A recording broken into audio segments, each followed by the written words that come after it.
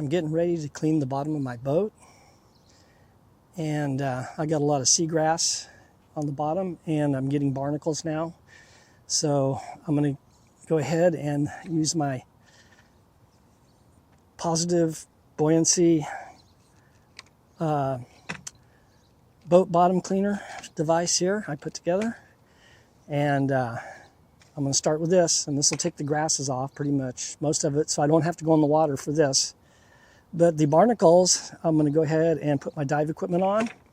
I have a Hookah underwater breathing system, so it has it's tankless in the way that I don't wear a tank on my body, but I have a compressor with the tank that'll sit on the back of my boat with a long hose and a regulator, like what divers use. So I'll be able to breathe underwater. And so I'll have to get my wetsuit on and my weight belt and my fins and my goggles and go under and scrape barnacles off. And while I'm down there, I'm going to check my zincs on my prop shaft and my rudder post and my pintle and gudgeon, which is the hinge part for the rudder down at the bottom. And so I'm going to check those zincs out. And I bought extra zinc, so I'll go ahead and try to replace them today if I have to. If they're in pretty good shape, I'll probably just leave them and change them in the future. So it's going to be a busy afternoon, and it's pretty warm out here. It's in probably the 80s. So Bay Area, that's pretty warm. But so it'll be nice getting in the water. So I'm going to start with this. So I don't know if you can see, but there's quite a bit of bottom growth on the bottom of the boat.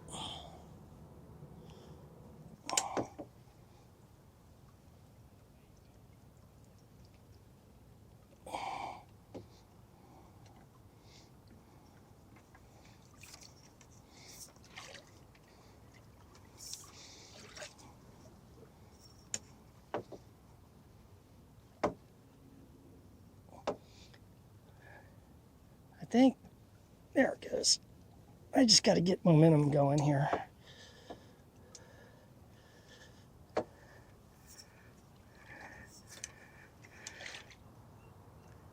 And I don't know if you can see, but there's some red bottom paint down there. You can see, I think, maybe a little bit. And then the barnacles are right on at the water line. And there's still a little seagrass where the barnacles are, kind of embedded in the barnacles. But down below, it looks pretty good. So I hope this, I hope the tide carries all this icky stuff out of here before I get in the water. I'm thinking it will. It's already looking pretty clean. So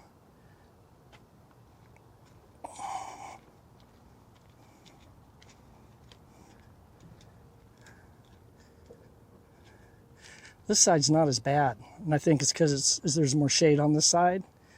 So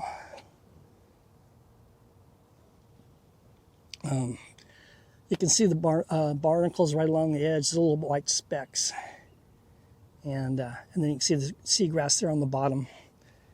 So that's it. That's what I got to do now is just finish doing this side, and then I go in the water.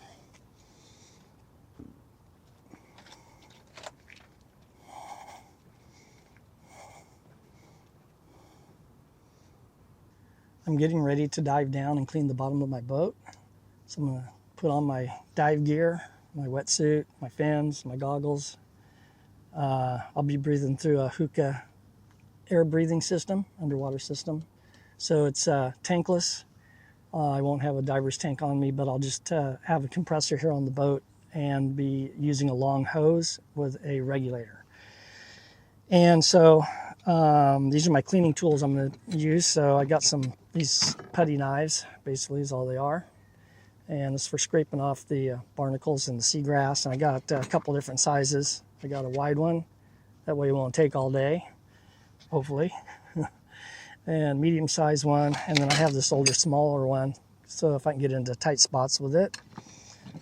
And I have another one of these like paint scraper tools. So I'll just have these ready to go when I need them, if I need them, whichever ones I need.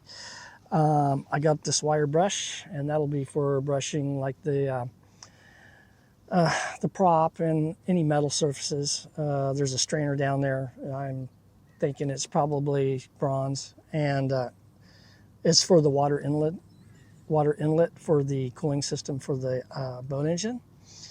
And while I'm down there, I'm going to check my zincs. So there's zinc anodes that go on the prop shaft, and they're to protect the prop shaft and the rudder post and pintle and gudgeon, which is the hinge at the bottom of the rudder.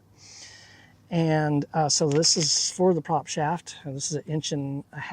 And when I went to the store, I'm thinking, I'm pretty sure it's 1.5 inch prop shaft, so I'll find out. I'm pretty sure it's 1.5 inches.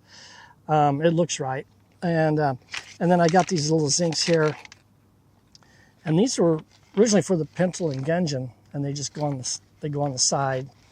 And I didn't change them last time I was down there because I couldn't find them. I had these zincs and I didn't know exactly where they went, and they're way down at the bottom of the rudder, so I didn't change those. But I do have a zinc. The previous owner hooked a old zinc that he had left over to a electrical wire, and it just hangs over the back of the boat while I'm in the dock here, and it hangs in the water, and then the wire attaches to the rudder post, so that helps protect the rudder post from galvanic corrosion. So that's what the zincs are for. And because of a thing called electrolysis, where you have two different types of metals in water, especially salt water, and if they're close to each other, what happens is an electrical current flows between them, so they actually create a battery. And what happens is, like, you have, let's say, a prop shaft and something around the boat.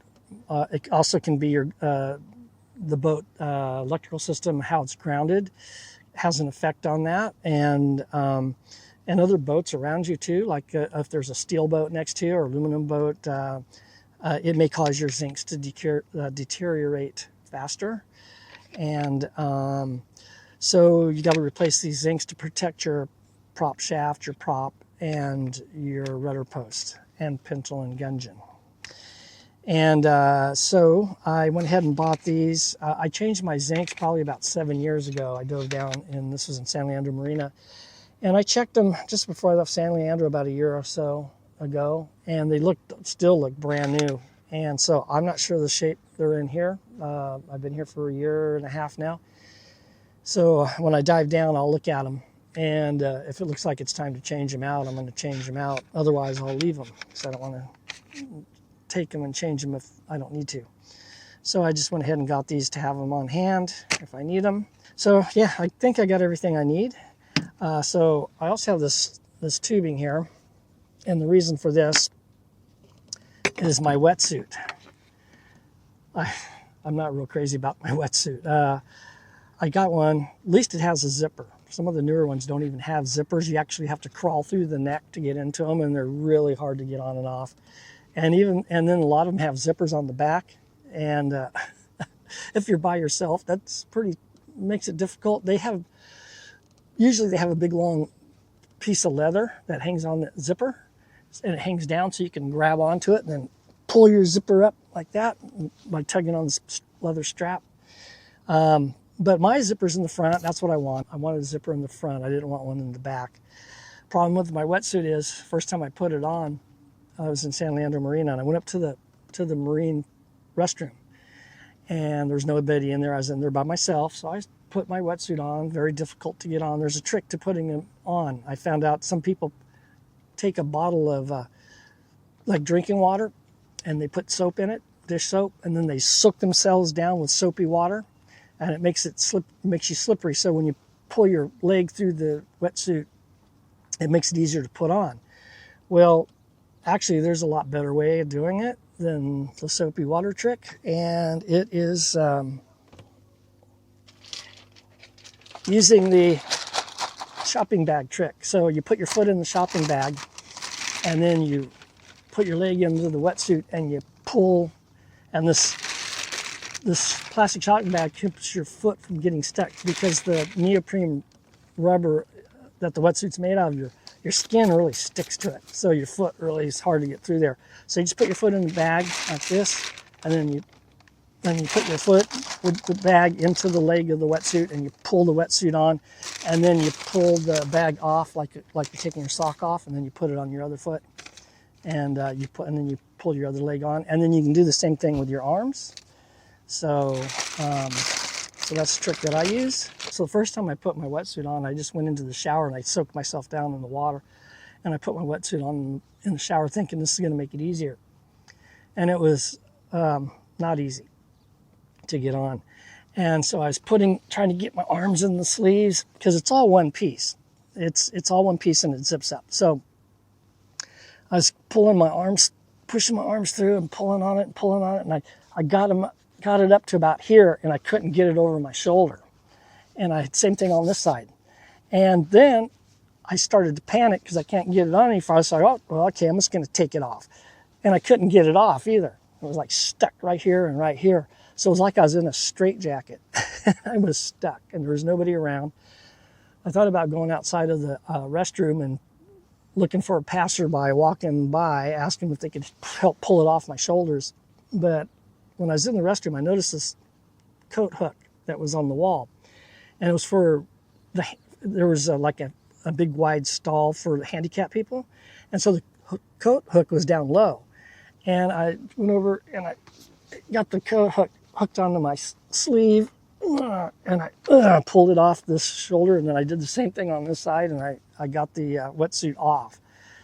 And it wasn't until I figured out the shopping bag trick that it was a lot easier to get on, but it's still hard to get off. And the reason for these little copper tubes is I'm going to use these as cheater bars. Because when I get down there, if I have to take the zincs off, they've been in the water a long time, and salt water is pretty corrosive. So I got two different size tubes, diameters. And so what I do with these is I get down under there and I'm trying to unscrew the old zincs, and they can be kind of corroded being under, even though it's stainless steel, it could be tough to get them loose. So what I do with these pipe is just to give me more leverage. So I put the Allen wrench in here, and you can use cheater bars on big wrenches, anything, as long as their diameter is big enough. But I got these smaller ones so they'd fit on here, so that should fit in there. So that gives me more leverage, makes it longer, so I can torque down on it harder and hopefully break it loose. And then when I tighten it back up, I won't use the cheater bar because I don't want to put it on so damn tight. I'll have a hard time getting it off next time. So it has to be on tight enough to hold. Now the main thing, the one that you want to make sure is on pretty damn tight, is the one on the prop shaft, because it spins. And so this is the wrench I'm going to need. This is the cheater bar I'm going to need. Okay, so this is my dive compressor. It's our Pirate Dive Systems, and so this is a special compressor just for diving. And so it's oilless, so it has no oil in it, because compressors usually have oil in it for lubrication, and this needs no oil.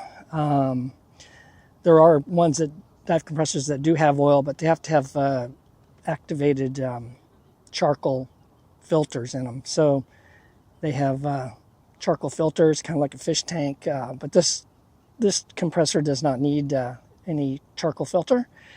And but it does have a little water trap down here, because compressed air, of course, all air has humidity in it, and you don't want to be breathing in water. And so I think it's like 100 feet of hose here, and here's my regulator that I'll be breathing through, and it regulates the pressure. Depending on how deep you go, you need more pressure to get air in your lungs at deeper depths, but I'm not going down, but probably about 8 feet at the deepest. So I got it set here, the pressure, the tank pressure is at 150 pounds, and it'll stay there because it has a little valve here that lets the air escape, so it doesn't overpressurize. And then I got the hose pressure, breathing pressure at 50 pounds. That's about as low as I can get it. I really only need about 20 pounds because I'm not going down very deep, but 50 pounds is fine. And so now I'm going to go ahead and get my wetsuit on, and it's getting late. It's like 5 o'clock, but it's July 5th, day after 4th of July. So I still got a few more hours of sunlight, but I'm losing light. It's going to be dark under my boat. I should have started a few hours earlier, but I had a lot of things to do to get to this point. And I got this harness, my new GoPro camera here. So I'll be getting some underwater footage while I'm down there. And so now I'm just going to put my wetsuit on and my fins and goggles and strap my camera on and put in my regulator and jump in the water. Oh, what fun. Well, at least it's hot today. The worst part's putting on my wetsuit and taking it off. So that's where I'm at now.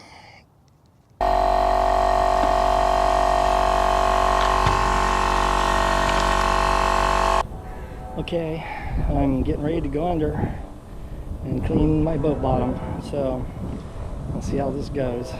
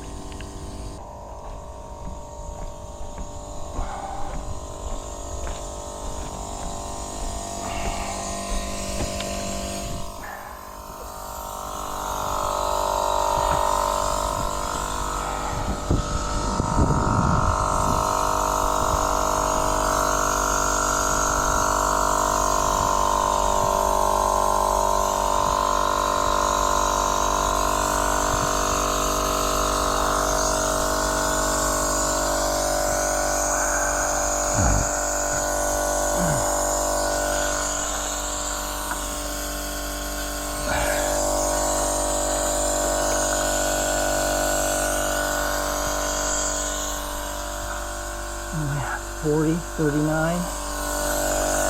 Going from 70 to 40.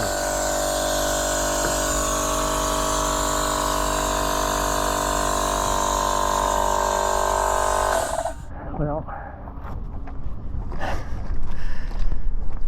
so turns out that I can't see down there. It's too murky, and I started probably a little too late in the day, but I checked my zincs and there's still zincs on there, but they are going to need to be changed pretty soon. And I scraped some barnacles off the back of the boat above the water line, so now I'm going to go ahead and just scrape around the top of the water line, just around the water line, and scrape some barnacles off, because I got barnacles on the water line. When I got down there, I really couldn't see anything, but I felt around. I didn't feel like there was any barnacles below the water line, so I don't know. I'm gonna have to put this GoPro on this big long pole and put it under there and check again. When I put it under there before, it looked like there were some barnacles, but it might have been just part of the what was going on with the seagrass, because I cleaned the seagrass off of my cleaner. So now I'm just going to go ahead and I don't know if I'm going to float around on my little mattress here. Probably be the easiest thing. I got this air mattress for safety, and I put my man overboard ring there on it, just in case I had a problem. And thing is it's like I got negative buoyancy when I go in the water, and I start to sink to a certain point. Like I'll sink about a foot, my head will go about a foot underwater, and then to go down deeper, I got to really struggle to get myself down deeper, because I keep wanting to bob up. So I'm my weight belt's probably about right, And another thing is my weight belt kept slipping down. I didn't have it on tight enough. It's really hard to put on. And but you can probably see the barnacles there along the side, along the water line there. So the white things there. So I'm just going to cruise around here now. I won't have my weight belt on, so I'll be able to float real easy. And I'm just going to swim along and scrape the barnacles off. And then that'll be it for today.